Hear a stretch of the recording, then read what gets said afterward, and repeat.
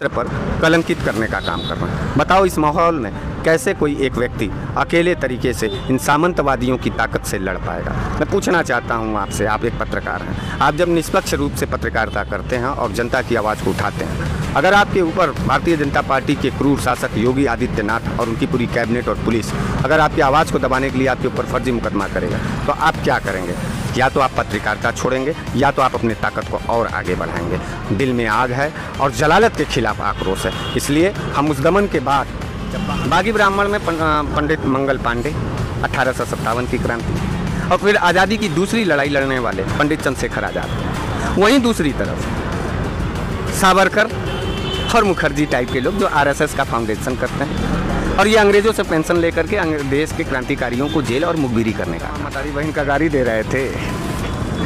बताइए, गोली मारने वाले के खिलाफ आक्रोश बोलते थे, बुलडोजर चलाने वालों के खिलाफ बागी तेवर रखते थे और समाजवादी और लाल टोपी और लाल गमछा, समाजवादी लोग लाल टोपी और लाल गमछा जानते हो पत्रकार किस चीज़ का प्रतीक चिन्ह है? ये मैं सोनी सिंह, इसमें मैं मौजूद हूँ वाराणसी में। जिस तरीके से बनारस वाले मिश्रा जी को जेल में डाला गया था, उसके बाद जब जेल से बाहर आते हैं, अखिलेश यादव ने उनके लिए भी बोलते हैं, वो अखिलेश यादव भी बोलते हैं कि जो बनारस वाले मिश्रा जी हैं उनको भी जेल में डाल दिया गया है। तो उसके बाद जब बनारस वाले मिश्रा जी आते हैं तो वो अखिलेश यादव से मिलने के लिए जाते हैं। तो जब लखनऊ जाते हैं तो बीच में इनसे क्या बातचीत होती है, मैं इसे जानना चाहता हूँ। मिश्रा जी, पहले स्वागत है आपका। बहुत बहुत धन्यवाद सोनी जी। आप जब लखनऊ जाते हैं तो क्या बात होती है अखिलेश यादव जी से? देखिए, अन्याय और अत्याचार के खिलाफ एक शपथ लिया जाता है। इस देश के अंदर, इस प्रदेश के अंदर योगी आदित्यनाथ जी के नेतृत्व में भारतीय जनता पार्टी चरम गुंडागर्दी कर रही है। वो जाति के नाम पर उत्पीड़न कर रही है, वो धर्म के नाम पर गोलियां और लाशें गिरा रही हैं। धर्म के नाम पर महाकुंभ का आयोजन करके वहाँ जो लोग मारे जा रहे हैं उनके परिजनों को सुअर और गिद्ध कह रहे हैं। इस अपमान के खिलाफ, इस जलालत के खिलाफ श्री अखिलेश यादव जी, राष्ट्रीय अध्यक्ष समाजवादी पार्टी, पूर्ण विश्वास के साथ मेरे कंधे पर अपनी जिम्मेदारी दिया है और कहा है कि आपको समाजवादी विचारधारा को आगे बढ़ाते हुए समाजवादी संघर्ष करना है। यही उनका वादा था, यही उनका आशीर्वाद मिला था और हम समाजवादी पार्टी के साथ जुड़ करके और समाजवादी सिद्धांत के लिए संघर्ष करने का संकल्प लिया। नहीं, आपने मीडिया में बातचीत के दौरान कभी आपने ये भी कहा था कि हम कभी भी किसी पार्टी को जो है ज्वाइन नहीं करेंगे, हम जो है जन मुद्दों को उठाते रहेंगे, हम समाज के बातों को बताते रहेंगे, लेकिन पार्टी ज्वाइन नहीं करेंगे। लेकिन आज आप पार्टी ज्वाइन कर लिए, ये ऐसा क्यों किया है? देखिए, हम जब अकेले लड़ रहे थे तो पुलिसिया दमन हुआ। आपके सामने मुझे फर्जी और अवैध तरीके से जेलों में डाल दिया गया। 151 जैसे निजी मुचलके पे छोड़े जाने वाले केस में मुझे 3 दिन तक उत्पीड़न किया गया, मेरा दमन किया गया, मुझे जेल में डाल दिया गया। हम आपसे पूछना चाहते हैं कि अगर किसी भी वैचारिक लड़ाई को अगर अकेले नहीं आप लड़ पाते हैं तो क्या उस लड़ाई को आप छोड़ देंगे या फिर एक बड़ी ताकत के साथ मिल करके उस विचारधारा के लिए और काम करेंगे? जो बागी होगा, जो क्रांति का पैदाइश होगा, वो निश्चित रूप से अपने आक्रोश के साथ साथ अपने विचारधारा में काम करने के लिए कदम बढ़ाएगा। आज हमारे जैसे तमाम जो नौजवान हैं उत्तर प्रदेश में, जो सत्ता की क्रूरता और गुंडागर्दी के खिलाफ अपने आवाज़ को मुखर कर रहे हैं, उन्हें आप देखिए, चाहे वो पत्रकार हो, चाहे वो नौजवान हो, चाहे वो किसान हो, चाहे वो महिला हो, उसका पुलिसिया उत्पीड़न किया जा रहा है, मुकदमे डाल करके उसको ज़बरदस्ती जेल में भेजा जा रहा है। पार्टी के जो भी, भारतीय जनता पार्टी के जो भी कार्यकर्ता हैं उसको माँ बहन की गाली दे रहे हैं और विधायक से लेकर के सांसद तक उसे उसके चरित्र पर कलंकित करने का काम कर रहे हैं। बताओ इस माहौल में कैसे कोई एक व्यक्ति अकेले तरीके से इन सामंतवादियों की ताकत से लड़ पाएगा। मैं पूछना चाहता हूं आपसे, आप एक पत्रकार हैं, आप जब निष्पक्ष रूप से पत्रकारिता करते हैं और जनता की आवाज़ को उठाते हैं, अगर आपके ऊपर भारतीय जनता पार्टी के क्रूर शासक योगी आदित्यनाथ और उनकी पूरी कैबिनेट और पुलिस अगर आपकी आवाज़ को दबाने के लिए आपके ऊपर फर्जी मुकदमा करेगा तो आप क्या करेंगे? या तो आप पत्रकारिता छोड़ेंगे या तो आप अपनी ताकत को और आगे बढ़ाएंगे। दिल में आग है और जलालत के खिलाफ आक्रोश है, इसलिए हम उस दमन के बाद जब बाहर निकले तो श्री अखिलेश यादव जी के आमंत्रण पर लखनऊ गए और समाजवादी पार्टी के विचारधारा को एक्सेप्ट करते हुए श्री अखिलेश यादव जी के पीडीए फार्मूले को और मजबूत करने के लिए संकल्पबद्ध होते हैं और हम समाजवादी पार्टी का सदस्यता लेते हैं और समाजवादी साथियों के साथ काम करते हैं। आपको हम बता दें, हमारे पीछे अभी तक हम जब अकेले लड़ रहे थे तो अकेले इंटरव्यू में दिख रहे थे। आज हम समाजवादी पार्टी के साथ सदस्य के रूप में अगर बोल रहे हैं, लड़ रहे हैं, तो आज हमारे इर्द गिर्द चारों तरफ समाजवादियों का एक कुनबा, एक ताकत आपको दिखाई दे रहा होगा।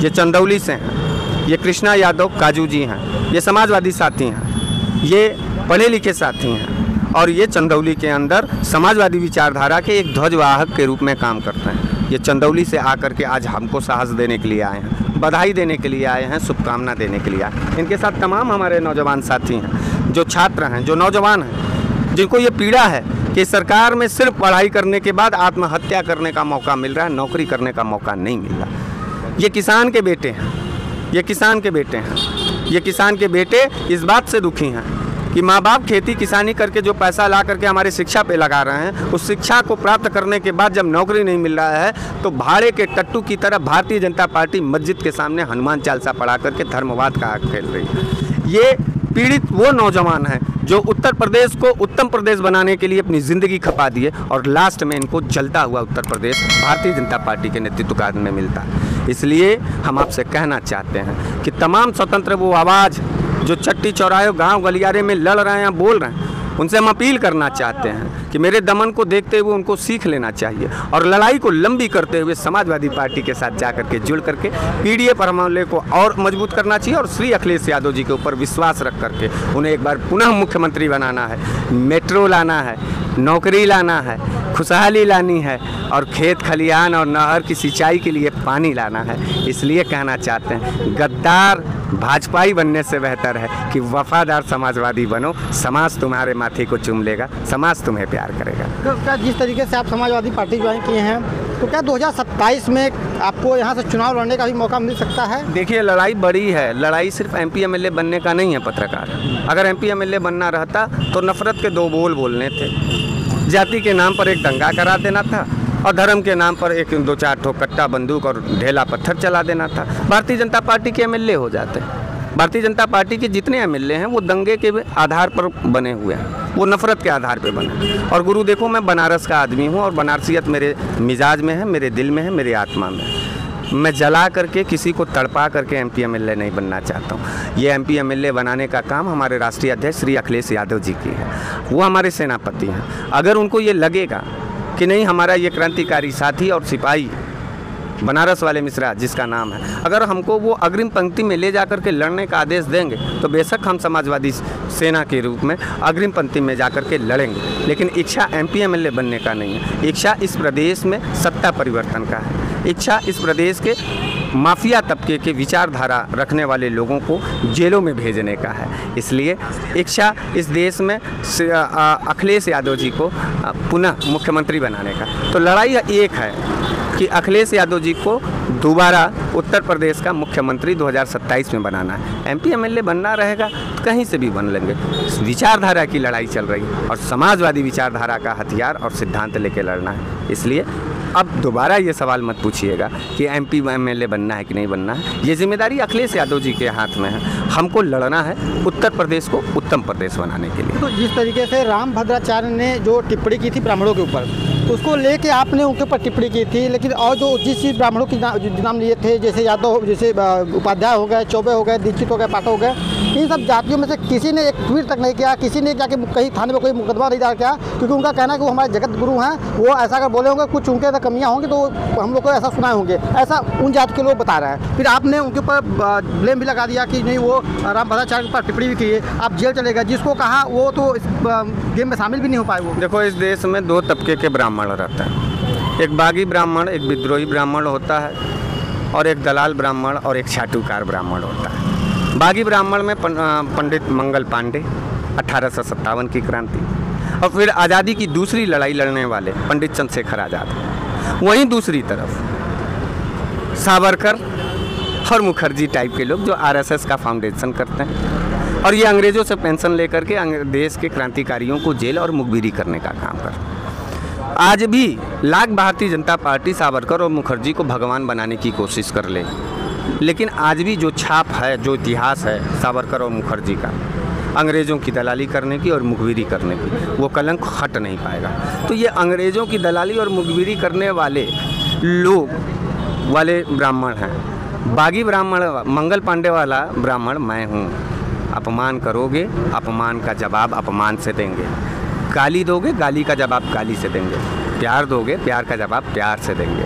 तो मैं उन ब्राह्मणों से कहना चाहता हूँ कि डीएनए टेस्ट करा लें।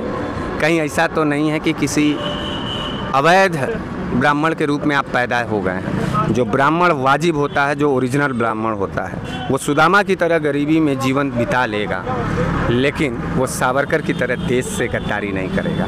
इस बात को याद रखिएगा और सुना दीजिएगा उनको कि ब्राह्मण का दूसरा पर्यायवाची शब्द बगावत होता है, विद्रोही होता है। और ये विद्रोह ब्राह्मण जब जब किया है तब तब सत्ता का परिवर्तन हो। गाली दे के सत्ता में रहने वाले लोगों को, ब्राह्मण को गाली दे करके सत्ता में रहने वाले लोगों की अवधि बहुत छोटी होती है। और ये काम योगी आदित्यनाथ जी जब से मुख्यमंत्री बने हैं, देश के और प्रदेश के ब्राह्मणों को अपमानित करने का ही काम किए। कभी गाली दिए तो कभी भगवान परशुराम की छुट्टी को कैंसिल किए। यह काम हमेशा उन्हीं लोगों को अच्छा लगता होगा जो जाति के ब्राह्मण तो लिखते हैं, लेकिन ब्राह्मण का एक भी गुण उनके अंदर नहीं है। मैं बागी ब्राह्मण हूँ और मुझसे बगावत की बात किया करो, मुझसे विद्रोह की बात किया करो। क्या 2027 में सत्ता परिवर्तन होगी? 27 और सत्ता कुछ सिमिलर, कुछ बराबर नहीं लग रहा है। लग रहा है ना, तो 27 में सत्ता बदल जाएगी। श्री अखिलेश यादव जी मुख्यमंत्री होंगे, आप जैसे पत्रकारों के चेहरे पर रोशनी आ जाएगी और आप भी अपनी इस पत्रकारिता से देश की सेवा करते करते अपने परिवार की भी सेवा, देखभाल, सेवा टहल अच्छी तरीके से करेंगे। तो क्या मिश्रा जी जैसे पहले तेज तर्रार आवाज़ों में बोलते थे, जैसे विभागीय सवालों का जवाब देते थे, अब क्या पार्टी में आने के बाद भी वैसे जवाब देंगे या फिर पार्टी के हिसाब से बातचीत करेंगे? तो क्या पहलवा मतारी बहन का गाड़ी दे रहे थे? बताइए। गोली मारने वाले के खिलाफ आक्रोश बोलते थे, बुलडोजर चलाने वालों के खिलाफ बागी तेवर रखते थे। और समाजवादी और लाल टोपी और लाल गमछा, समाजवादी लोग लाल टोपी और लाल गमछा, जानते हो पत्रकार किस चीज़ का प्रतीक चिन्ह है? ये क्रांति का है। और जब क्रांति उठती है ना तो किसी के दायरे में नहीं रहती है। तो बेदायरा होकर के जब 27 में समाजवादी विचारधारा का लहर आएगा ना तो तमाम लोग चले जाएंगे, वहाँ भाषा का दायरा नहीं रह जाएगा, वहाँ पर खतरे की निशान होती है। हाँ, निश्चित रूप से। और इसीलिए योगी आदित्यनाथ जी और तमाम भाजपाइयों से कहना चाहते हैं कि नेताजी के ऊपर टिप्पणी मत किया करो। अपने से खतरा मोल लेने की क्या ज़रूरत है? भाजपाई भी हमारे प्रदेश का एक नागरिकन है। देखो वो भाजपा के लोग भले कहें सबका साथ सबका विकास, वो भाजपा के लोग भले कहते हैं कि हिंदू और हिंदुत्व की हम इज्जत और सम्मान करते हैं, लेकिन आपको हम बता दें कि अति पिछड़े अल्पसंख्यक और दलितों के एक मसीहा हैं स्वर्गीय नेताजी मुलायम सिंह यादव जी। करोड़ों गांव गिराओं के मजलूम और वंचितों की आस्था के केंद्र और प्रतीक हैं स्वर्गीय नेता मुलायम सिंह यादव जी। आज उन्हें किस तरीके से उनके द्वारा प्रायोजित संतों से, चालबाज चाटुकार संतों ने क्या कहा है। एक अयोध्या का राजू दास है, अभी ब्रिजेश पाठक ने बोला, डिप्टी सिंह, ये जो जलालत कर रहे हैं ना, उनको चेतावनी देना चाहते हैं कि खतरे से मत खेला करो। खतरे से खेलोगे हाथ जल जाएगी, ज़िंदगी की दशा और दिशा दोनों बदल जाएगी। समाजवादियों से सावधान रहा करें और थोड़ा सा सलीके से पेश आया करें, क्योंकि हम समाजवादी लोग हैं। बनारस वाले मिश्रा जी पार्टी ज्वाइन कर ली हैं, सपा में चले गए हैं, तो क्या लगता है कि सपा का दामन और आगे बढ़ेगा? बिल्कुल हमारे नेतृत्व में पहले अकेले काम करते थे, एक अकेले होकर समाज की लड़ाई लड़ते थे तो पुलिसिया दमन होता था। अब इनके पीछे पूरा समाजवादी कुनबा कदम से कदम मिला के मिश्रा जी के साथ में है और इनकी हर एक लड़ाई को अपनी लड़ाई समझ के समाजवादी सर से लेकर पांव तक का जोर लगा के लड़ेंगे और इनके नेतृत्व में समाजवादी कारवां और आगे बढ़ता रहेगा और आगे बढ़ेगा। ये तो हमारे साथ बनारस वाले मिश्रा जी थे, जो कि पूर्वांचल के बहुत ही माने जाने चेहरे हैं, यूथ आइकॉन है जो है पूर्वांचल के। पूर्वांचल में लोग ऐसा कोई व्यक्ति ना हो जो बनारस वाले मिश्रा जी को नहीं जानता हो। अगर बनारस वाले मिश्रा जी हरीश मिश्रा जी के नाम से लोग फेमस हैं। जब भी ये कहीं भी जाते हैं तो इनके साथ जो है जमावड़ा चलता है। जब हम लोग बातचीत करते हैं तो इनसे मिलने के लिए काफ़ी लोग पीछे लाइन में खड़े रहते हैं। मतलब हमारे बातचीत करने के दौरान 10-15 लोग यहाँ पे इनका वेट करते हैं। जब हम लोग बातचीत कर लेते हैं तो फिर से लोग सेल्फी फ़ोटो लेके तब जाते हैं, चाहे किसी को ट्रेन से जाना हो, चाहे किसी को बस से जाना हो, तो इनका वेट जरूर करते हैं। क्योंकि जिस तरीके से रामभद्राचार्य ने एक बात बोली थी कि चाहे उपाध्याय समाज हो, चाहे दीक्षित हो, चाहे पाठक हो, चाहे चौबे हो, ये सब जो बिरादी हो नीच ब्राह्मण होते हैं, वो जो है उनके घर पानी नहीं पीना चाहिए, उनके घर पर बहन बिटियाँ नहीं देना चाहिए। तो इस तरीके की बात जो है रामभद्राचार्य ने बोली थी और उसी पे जो है बनारस वाले मिश्रा जी ने टिप्पणी की थी। तो रामभद्राचार्य यानी जो लोग उनको जगत गुरु कहते हैं, जिस तरीके की बात वो ब्राह्मण समाज को आपस में बांटने की बात कर रहे थे, उनके बारे में आपका क्या विचार है? कमेंट बॉक्स में अपनी राय जरूर बताइएगा। और मिश्रा जी की बातें आपकी कैसे लगी कमेंट बॉक्स में अपनी राय जरूर बताइएगा।